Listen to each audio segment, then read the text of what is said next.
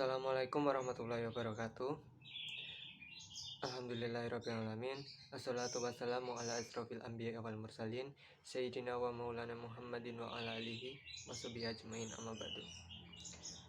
Yang saya hormati Bapak Ismail selaku dosen pengampu mata kuliah Sejarah Peradaban Islam ISIMU Pacitan, dan teman-teman yang saya banggakan. Perkenalkan, kami dari kelompok 7 yang beranggotakan saya sendiri, Sore Aji Nugroho, Gunawan Aji Pamungkas, Beni Angga Permana Putra, dan Pak Dwi Susanto. Pada kali ini kami akan mempresentasikan materi yang berjudul Penjajahan Barat atas Dunia Islam dan Perjuangan Kemerdekaan Negara Islam. Subbab yang akan kami bahas pada video kali ini yaitu yang pertama ada Renaissance di Eropa, yang kedua penjajahan Barat terhadap dunia Islam di anak benua India dan Asia Tenggara, dan yang ketiga ada kemunduran Kerajaan Utsmani dan ekspansi Barat ke Timur. Renaissance di Eropa. Renaissance adalah gerakan perubahan besar di Eropa yang terjadi setelah abad pertengahan.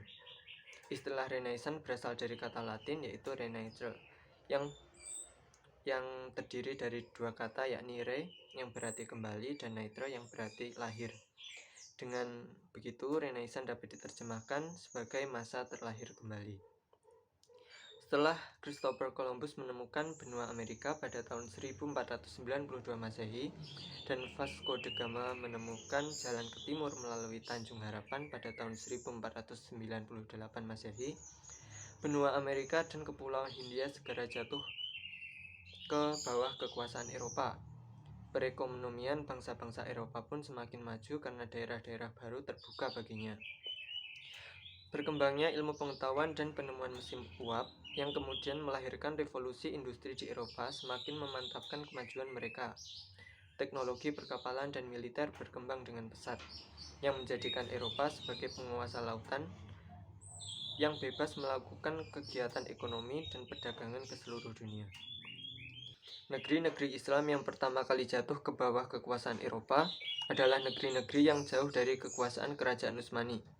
Negeri-negeri Islam yang pertama dapat dikuasai Barat itu adalah negeri-negeri Islam di Asia Tenggara dan di anak benua India. Sementara negeri-negeri Islam di Timur Tengah yang berada di bawah kekuasaan Kerajaan Utsmani baru diduduki Eropa pada masa berikutnya. Untuk materi selanjutnya akan dijelaskan oleh teman saya. Untuk materi pertama yaitu penjajahan Barat terhadap dunia Islam di anak benua India dan Asia Tenggara. Di awal abad ke-17 Masehi, Inggris dan Belanda mulai menginjaki kaki di India. Pada tahun 1611 Masehi, Inggris mendapat izin menanamkan modal. Dan pada tahun 1617 Masehi, Belanda mendapat izin yang sama. Penguasa-penguasa setempat mencoba untuk mempertahankan dan berperang melawan Inggris pada tahun 1761 Masehi. Namun mereka tidak berhasil mengalahkan Inggris. Pada tahun 1803 Masehi, Delhi, ibu kota kerajaan Mughal, juga berada di bawah bayang-bayang kekuasaan Inggris karena bantuan yang diberikan Inggris kepada raja ketika mengalahkan aliansi Sikh Hindu berusaha menguasai kerajaan. Pada tahun 1842 Masehi, keamiran Sindh di India dikuasainya. Pada tahun 1857 Masehi, kerajaan Mughal bahkan dikuasai penuh, dan setahun kemudian rajanya yang terakhir dipaksa meninggalkan istana. Pada tahun 1879 Masehi, Inggris berusaha menguasai Afghanistan dan kesatuan Muslim Buluchin dimasukkan di bawah kekuasaan Inggris tahun 1899 Masehi. Kerajaan Islam Malaka yang berdiri pada awal abad ke-15 Masehi di Semenanjung Malaya yang strategis dan merupakan kerajaan Islam kedua di Asia Tenggara setelah Samudra Pasai. ditaklukkan Portugis pada tahun 1511 Masehi. Pada tahun 1521 Masehi, Spanyol datang ke Maluku dengan tujuan dagang. Spanyol berhasil menguasai Filipina, termasuk di dalamnya ada beberapa kerajaan Islam, seperti Kesultanan Maguindanao, Kesultanan Buayan, dan Kesultanan Sulu. Akhir abad ke-16 Masehi, giliran Belanda, Inggris, Denmark, dan Prancis yang datang ke Asia Tenggara. Belanda datang pada tahun 1595 Masehi dan dengan segera dapat monopoli perdagangan di Kepulauan Nusantara. Setelah Inggris datang ke Asia Tenggara, ia segera menjadi kekuatan yang cukup dominan menyaingi kekuatan Belanda. Materi yang kedua, kemunduran Kerajaan Utsmani dan ekspansi Barat ke Timur Tengah. Kemajuan Eropa dalam bidang teknologi militer dan industri perang membuat Kerajaan Utsmani menjadi kecil di hadapan Eropa. Sejak itu, Kerajaan Utsmani berulang kali mendapatkan serangan-serangan besar dari Barat.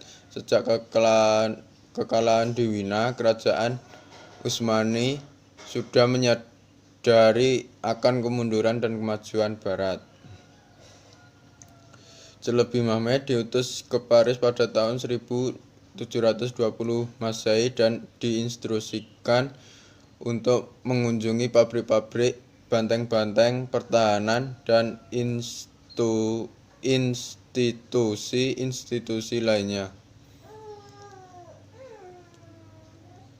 Laporan-laporan Celebi Mehmed mendorong Sultan Ahmad untuk memulai pembaruan di kerajaannya. Pada tahun 1717 Masehi, seorang perwira Prancis, de Roquefort, datang ke Istanbul dalam rangka membentuk korps artileri dan melatih tentara Utsmani dalam ilmu-ilmu kemiliteran modern. Pada tahun 1729 Masehi, datang lagi Conte de Bonneval juga dari Prancis untuk memberikan latihan penggunaan meriam modern. Ia dibantu oleh Macarty dari Irlandia, Ramsay dari Skotlandia, dan Mornay dari Prancis. Pada tahun 1734 Masehi, untuk pertama kalinya sekolah teknik militer dibuka. Dalam bidang yang lain, pembaruan juga dilaksanakan seperti pembukaan percetakan Istanbul pada tahun 1727 Masehi untuk kepentingan kemajuan ilmu pengetahuan. Demikian juga gerakan penerjemah buku-buku Eropa di dalam bahasa Turki. Meskipun demikian, usaha-usaha pembaruan itu tidak membawa hasil seperti yang diharapkan dan gagal menahan kemunduran Kerajaan Turki Utsmani yang terus mengalami kemerosotan.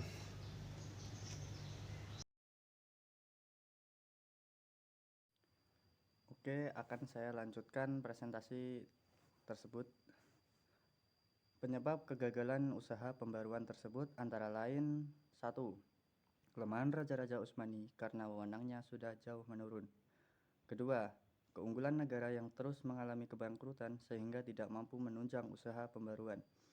Ketiga, ulama dan tentara Yenishari yang sejak abad ke-17 Masehi menguasai suasana politik kerajaan Utsmani serta menolak usaha pembaruan itu. Usaha pembaruan Turki Utsmani baru mengalami kemajuan setelah penghalangan pembaruan utama, yaitu tentara Yenishari dibubarkan oleh Sultan Mahmud II pada tahun 1826 Masehi. Struktur kekuasaan kerajaan dirombak, lembaga-lembaga pendidikan modern didirikan, buku-buku barat diterjemahkan ke dalam bahasa Turki, siswa-siswa berbakat dikirim ke Eropa untuk belajar. Dan yang terpenting adalah sekolah-sekolah yang berhubungan dengan kemiliteran didirikan. Akan tetapi meski banyak mendatangkan kemajuan, hasil pembaruan tetap tidak berhasil menghentikan gerakan maju barat ke dunia Islam di abad ke-19 Masehi. Selama abad ke-18 Masehi, Barat menyerang ujung garis pertempuran Islam di Eropa Timur, wilayah kekuasaan kerajaan Utsmani, dan akhirnya serangan-serangan itu adalah ditandatanganinya Perjanjian San Stefano Maret 1878 Masehi dan Perjanjian Berlin Juni sampai dengan Juli 1878 Masehi antara kerajaan Utsmani dan Rusia. Di samping itu, gerakan pembaruan justru mengancam kekuasaan para sultan yang absolut, karena para pejuang Turki melihat bahwa kelemahan Turki terletak pada keabsolutan sultan itu. Mereka ingin membatasi kekuasaan sultan dan membentuk konstitusi, sehingga lahir gerakan Tanzimat, Utsman Muda, Turki Muda, dan Partai Persatuan dan Kemajuan, atau disebut juga dengan Ittihad VTTK. Ketika Perang Dunia Pertama meletus, Turki bergabung dengan Jerman yang kemudian mengalami kekalahan. Akibatnya, kekuasaan kerajaan Turki Utsmani semakin ambruk. Partai Persatuan dan Kemajuan memberontak kepada Sultan dan dapat menghapuskan kekhalifahan Utsmani. Di pihak lain, satu demi satu daerah-daerah di Asia dan Afrika yang sebelumnya dikuasai Turki Utsmani melepaskan diri dari Konstantinopel. Saya akan melanjutkan dari pemaparan presentasi kami. Ketika pada terjadi Perang Dunia Kedua tahun 1915 Masehi, Turki Utsmani berada di pihak yang kalah sampai tahun 1919 Masehi. Turki diserbu tentara sekutu. Sejak itu, kebesaran Turki Utsmani benar-benar tenggelam. Bahkan tidak lama kemudian, kekhalifahannya dihapuskan pada tahun 1924 Masehi. Penetrasi Barat ke pusat dunia Islam di Timur Tengah pertama-tama dilakukan oleh dua bangsa Eropa terkemuka, yaitu Inggris dan Prancis, yang memang sedang bersaing. Inggris terlebih dahulu menanamkan pengaruhnya di India. Prancis merasa perlu memutuskan hubungan komunikasi antara Inggris di barat dan India di timur. Untuk maksud tersebut, Mesir dapat ditaklukkan Prancis tahun 1798 Masehi. Alasan lain Prancis menaklukkan Mesir adalah untuk memasarkan hasil-hasil industrinya. Panglima ekspedisi Prancis yaitu Napoleon Bonaparte meninggalkan Mesir pada tahun 1799 Masehi karena kondisi politik Prancis menginginkan Napoleon meninggalkan Mesir. Kemudian kedudukan Napoleon digantikan oleh Jenderal Kleber. Dalam suatu pertemuan laut antara Inggris dan Prancis, Jenderal Kleber kalah. Jenderal Kleber dan ekspedisinya meninggalkan Mesir pada tanggal 31 Agustus 1801 Masehi dan Mesir terjadi kekosongan kekuasaan. Kekosongan itu dimanfaatkan oleh perwira Turki Muhammad Ali pada tahun 1769 sampai 1849 Masehi yang didukung oleh rakyat berhasil mengambil kekuasaan dan mendirikan dinastinya.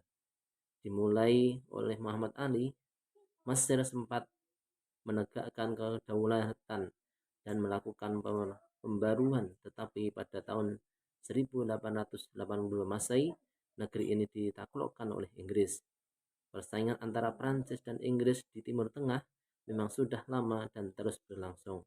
Sementara itu, Rusia menggerogoti wilayah-wilayah Muslim di Asia Tenggara, terutama setelah ia berhasil mengalahkan Turki Utsmani yang berakhir dengan Perjanjian San Stefano dan Perjanjian Berlin. Demikian apa yang kami sampaikan, semoga teman-teman bisa memahami dengan baik. Sekali lagi saya ucapkan terima kasih atas perhatiannya. Saya Surya mewakili kelompok 7, izin menutup presentasi kali ini. Wabillahi taufiq wal hidayah. Wassalamualaikum warahmatullahi wabarakatuh.